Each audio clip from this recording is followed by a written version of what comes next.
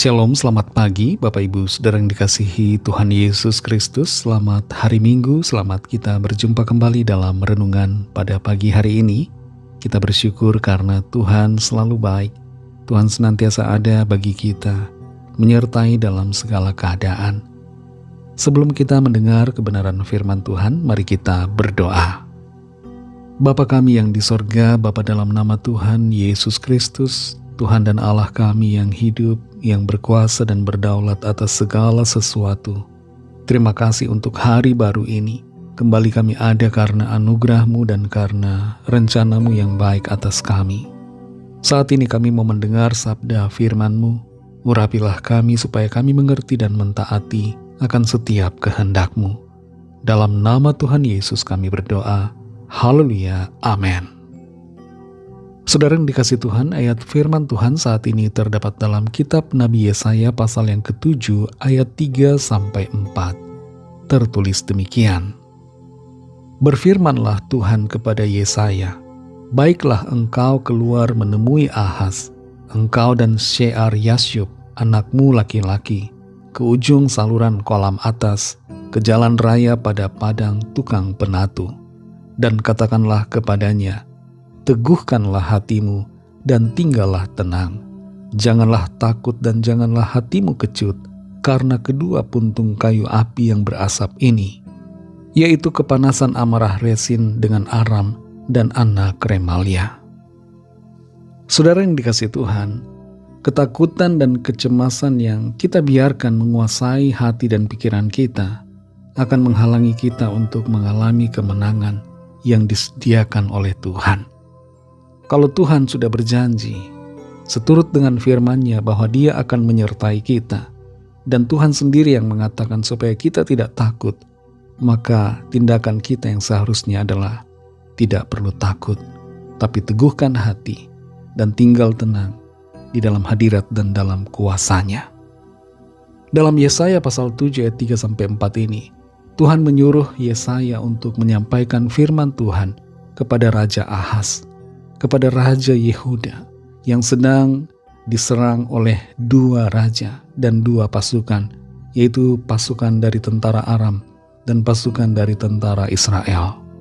Perlu kita ketahui saudara, bahwa kerajaan Israel menjadi terbagi dua pada waktu itu, yaitu kerajaan Israel di utara dan kerajaan Yehuda di bagian selatan. Kerajaan Israel beribu kota di Samaria, sedangkan kerajaan Yehuda ibu kotanya ada di Yerusalem. Dan dalam konteks ayat ini saudara, di pasal ini, Raja Ahaz yaitu Raja Yehuda sedang dalam pergumulan karena akan diserang oleh Raja Israel bersama pasukannya yang berkoalisi dengan Raja Aram dengan pasukannya.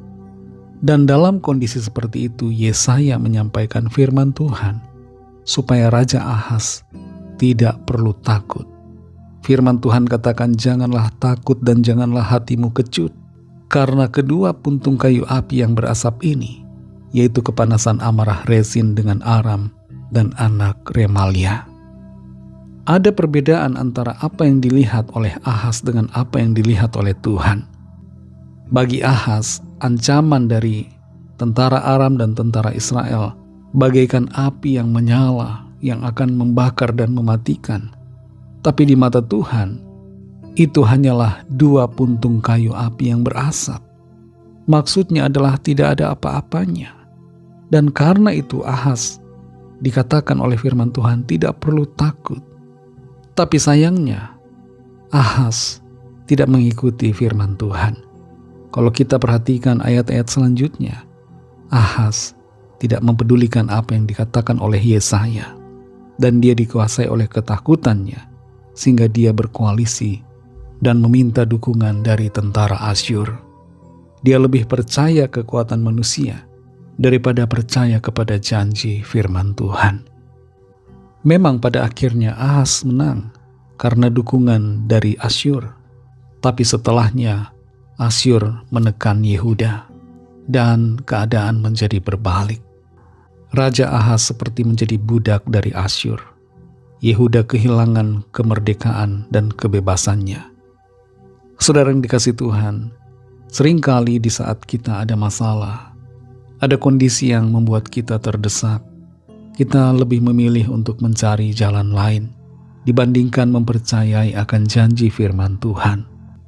Ketika ada masalah keuangan, kita mencari rentenir, mencari pinjaman di pinjol ilegal, atau mencari cara-cara yang lain. Ketika doa kita belum dijawab-jawab oleh Tuhan, kita mencari alternatif lain. Kita melibatkan diri kita dengan hal-hal yang berkaitan dengan okultisme. Firman Tuhan buat kita, saudara, jangan kita takut dengan keadaan yang ada. Teguhkanlah hati kita dan tinggallah tenang di dalam janji firman Tuhan. Selalu ada pertolongan, selalu ada jawaban, selalu ada mujizat yang akan disediakan dan kita alami dalam kuasa Tuhan.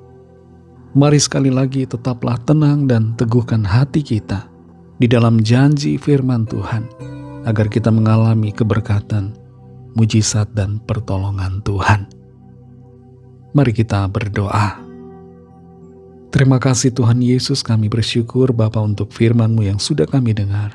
Firman-Mu memberikan kami kekuatan, semangat, sukacita, membangkitkan iman kami untuk percaya kepadamu di tengah situasi keadaan sulit yang kami alami. Setiap persoalan yang menakutkan, kami tidak mau hadapi dengan ketakutan, tapi dengan iman dan ketenangan di dalam janji firman Tuhan. Kami percaya kami akan melihat dan mengalami pertolongan dan kuasa mujizat Tuhan dalam hidup kami. Berkati kami Tuhan di sepanjang hari ini, dalam segala tugas aktivitas kami. Pimpin dan sertai kami, agar kami berhasil dan berkemenangan di dalam segala perkara. Kami berdoa bagi yang sakit dan yang sedang dalam pergumulan. Lawatlah ya Tuhan dan nyatakan kuasa pertolongan serta mujizat-Mu yang heran bagi setiap kami. Kami serahkan semua ke dalam tangan kasih-Mu.